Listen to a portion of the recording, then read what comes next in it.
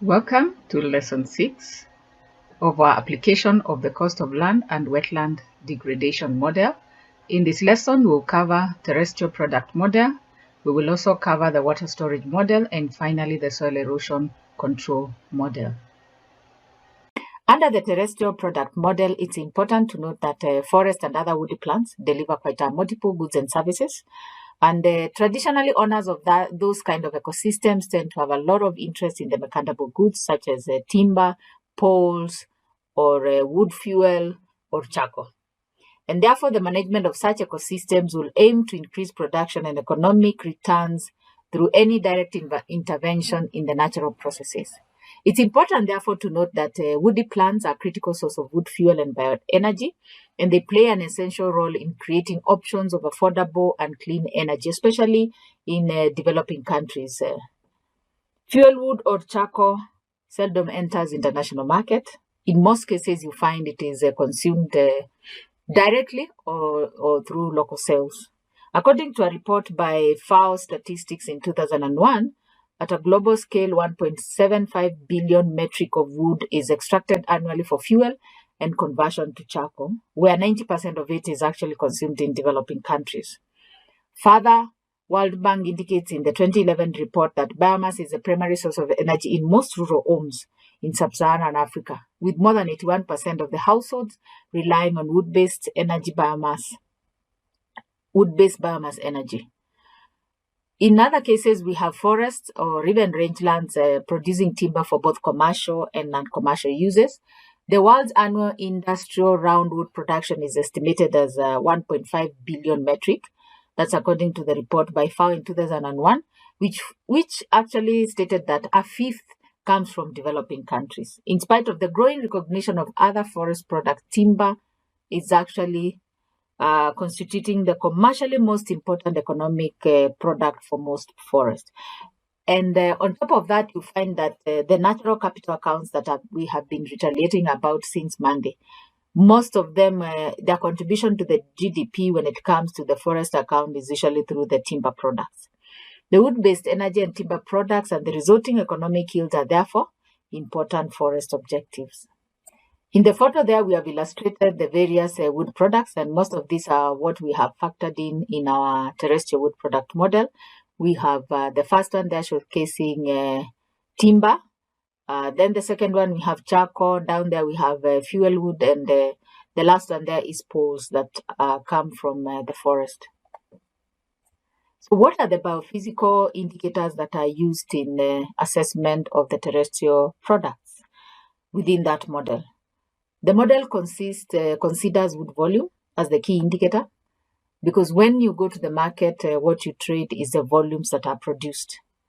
And this wood volume is a derivative of biomass and the wood density.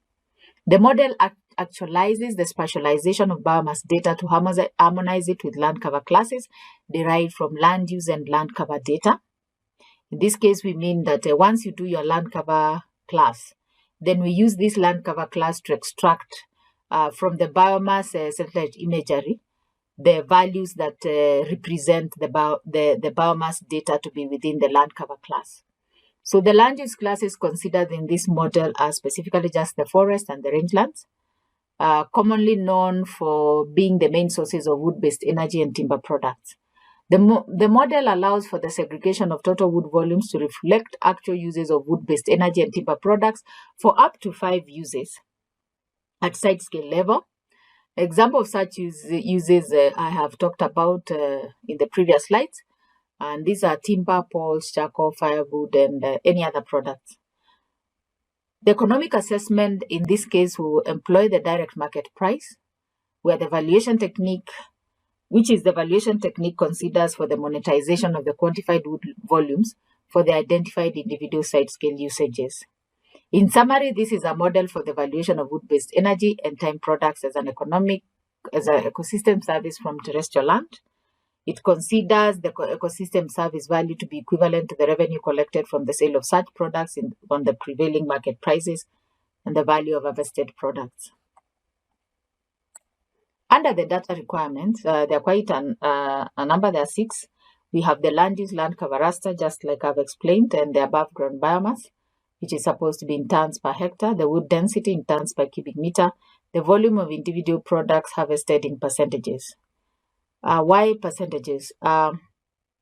We are trying to look at the capability of the forest in that particular year under the prevailing socioeconomic valuation based on the data, the statistical data that showcases the energy uses and the timber productions, to be able to acquire the percentages that may have been produced from the forest. Now, how do we carry out this? For example, like the wood fuel usage. If we want to find out, there are reports, there are energy reports, as we'll be showcasing in our case study. There are energy reports that will give you the fuel uses within certain locations. So if that landscape is within that location, then we base the probable capability of that forest to have contributed towards the energy use for that region to be a percentage of what was utilized by the communities or the population in that case, because this data provides even usage of the charcoal or fuel wood at household level, and you can be able to calculate it back and be able to acquire the percentages that would be relevant to use in the calculation of the terrestrial product. And this is the same for the timber, this is the same for the charcoal, and it's the same for poles. The unit cost of products would be the applicable currency per volume and the prevailing market prices as at the time of the socioeconomic valuation. Incurred production unit costs, the harvesting and the transport that would have been incurred in moving those goods from the landscape within itself to the market. Feature area data will be considered in meter squared, that is the area of the landscape that is being investigated. And then we have the pixel area in meter squared, like we have retaliated in most of the other models. So what are the technical data consideration under the terrestrial product assessment?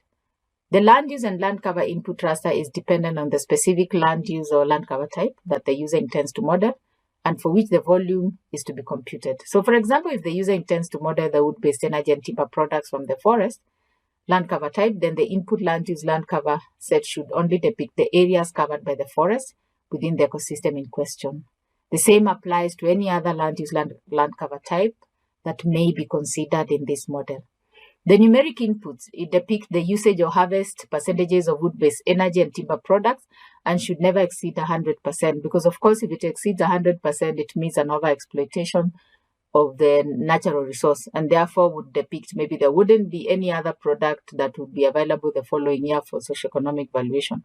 The model also provides a summation tab, which allows the user to sum up the ecosystem service values from individual land use cover type in order to give the total value of the ecosystem service from an entire landscape in question, if need be for that particular case. And now we can comfortably move to the model demonstration, input the data requirements just as it has been provided in the folder for day 5 training, so that we can be able to run the model and see the kind of products we are going to get out of it. So we have the wood-based energy product there, model. So we should be able to see the forest rangeland and the summation tab. We'll work with the forest since we have been working with the forest ecosystem from the time we started our biodiversity and habitat conservation model. So we load the data sets from where you have your input data. We have the terrestrial products there. We are interested in the land use land cover forest and the above ground biomass that will give us the biomass, which will be converted to wood volume based on the wood density.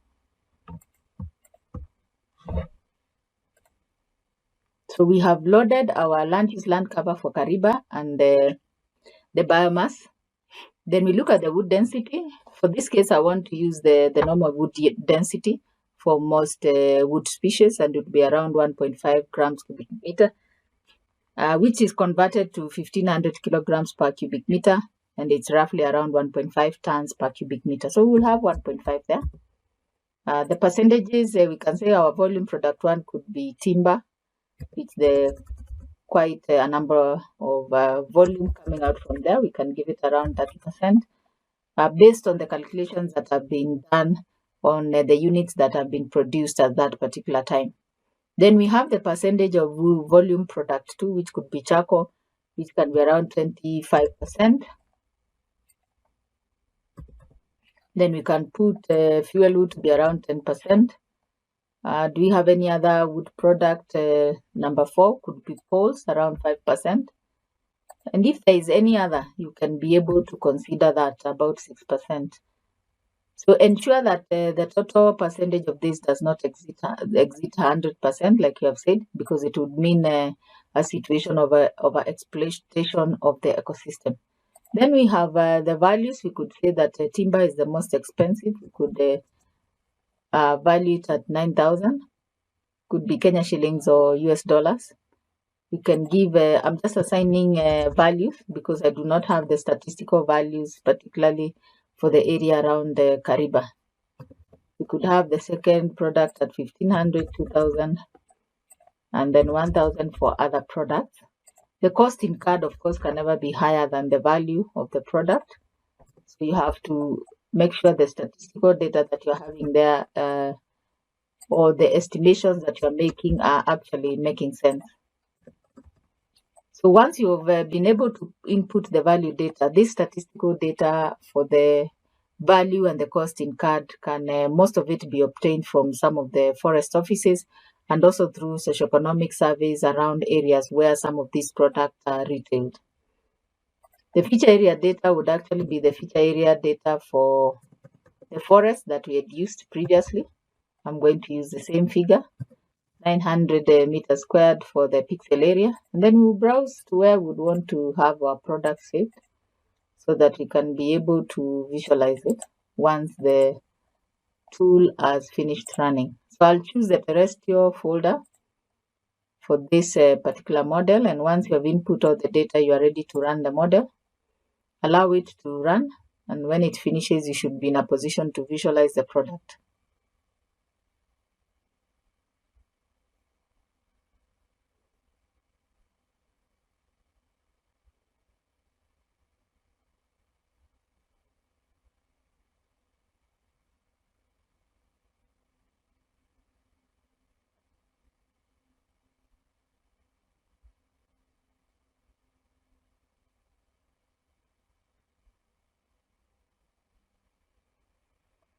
So the wood-based product model has finalized. We say okay.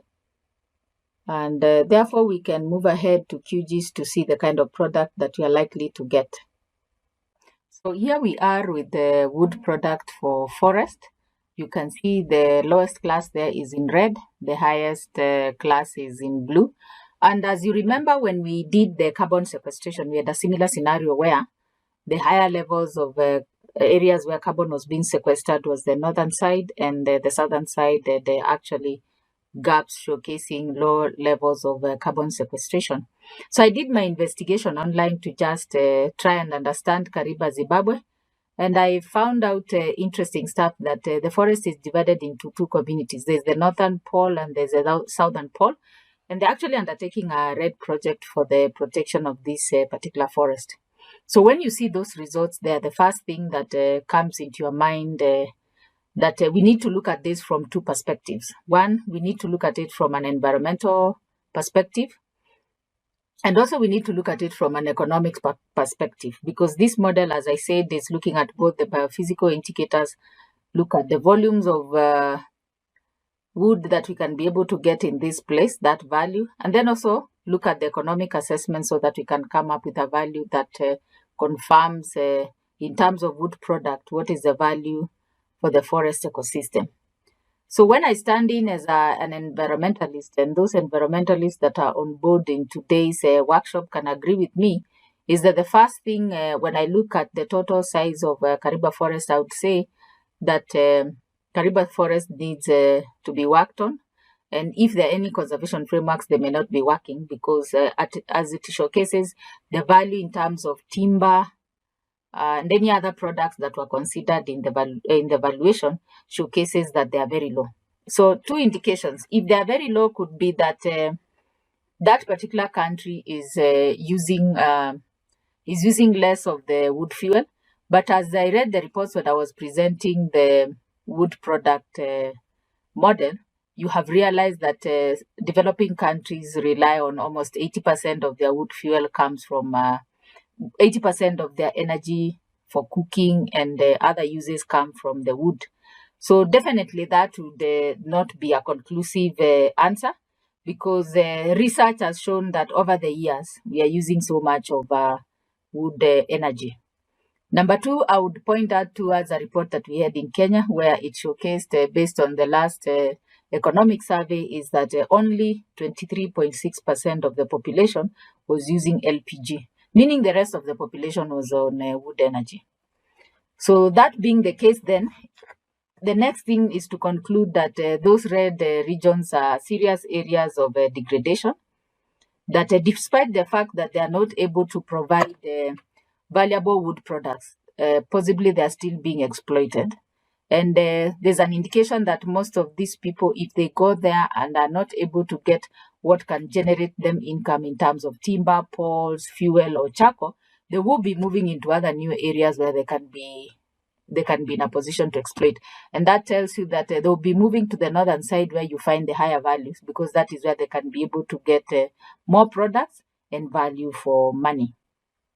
Now, if I stand on and discuss it like an economist that needs information that will contribute towards the GDP of any country, if he visits this site, their conclusion would be that the southern side is not viable for any economic product, and that the government or the institution in charge may want to consider moving to the upper side so that they can be able to get value for money and be able to generate something towards the GDP. So that is how I look at it in both sides. But then again, I want to place this challenge to the participants. Now, we have, I don't know whether we have participants who are environmental economics. So the environmental economics, who have both the economics and the environmental aspect of it, from the participants should be able to come on board and tell us, when you're given such a scenario, the southern side seems to be having low value. Those are signage of extreme degradation, or signs that the communities are no longer using wood fuel, which would not tie hand in hand with most of the literature and reports that have been generated over the years. You're looking at the northern side where there's potential. There's not so much potential as you see. There's some level of exploitation, but not as much as the southern side. What would you, as an environmental economist, recommend based on the statistics that you're seeing? And you have policy decision makers that are waiting for you so that you'll be able to advise them. So these are the kind of values that we hope the Colwell tool model will be able to elucidate and also invoke our minds to thinking deeper. Because now, if we had placed this in terms of biomass, the only thing that we would have looked at would have been there's some level of low forest densities. Like the lower side, there would be sparse forest, and maybe the upper side, the dense and the moderate dense forest is occurring on those sides. And that situation would have been settled at that point. But imagine when you convert this biomass into values, then the whole discussion changes, because it's an issue of, is there sustainable wood production for the communities living in the south? From this data, the answer is no.